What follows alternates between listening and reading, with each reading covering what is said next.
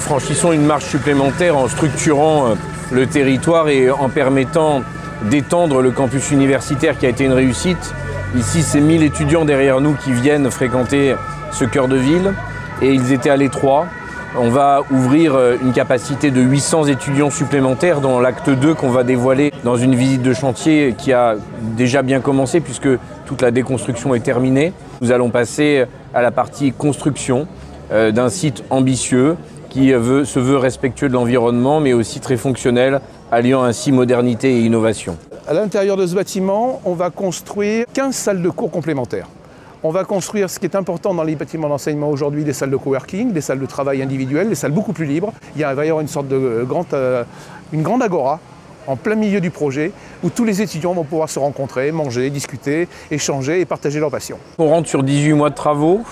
Ces travaux ils vont se tenir à marche forcée. C'est un calendrier très rigoureux que j'ai fixé à l'architecte, au service technique de la communauté d'agglomération. Que le bâtiment à côté aussi, les 70 chambres dans l'ancienne prison puissent avancer dans le même temps et que nous puissions livrer l'infrastructure des 3 bâtiments qui furent les 3 piliers de la gendarmerie, du tribunal et de la prison en un seul et grand campus pour cet acte 2. Nous avons un coût bouclé à 6 850 000 € hors taxe. Nous attendons une participation financière de l'État à hauteur d'1,8 million hors taxe et de la région à hauteur de 2 millions dans nos territoires d'abord, voté à l'unanimité. Nous avons une extension de l'Université de Nice avec un master de chimie qui est le master focal, le CNAM, le Centre national des arts et métiers, qui a choisi Grasse et qui va venir former les personnes tout au long de la vie dans ce 2e bâtiment.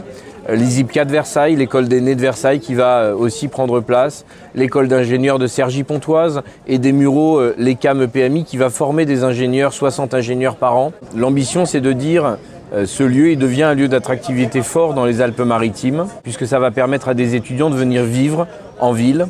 L'ambition c'est d'ouvrir Martelly, c'est d'ouvrir de l'offre commerciale pour que ces étudiants n'aient pas à se déplacer, pas besoin de voiture, mais qu'ils vivent dans le cœur de ville, qu'ils dépensent dans le cœur de ville, qu'ils fassent leurs études dans le cœur de ville et que notre ville change en s'améliorant grâce à la vie étudiante. Nous voulons confier l'avenir à la jeunesse.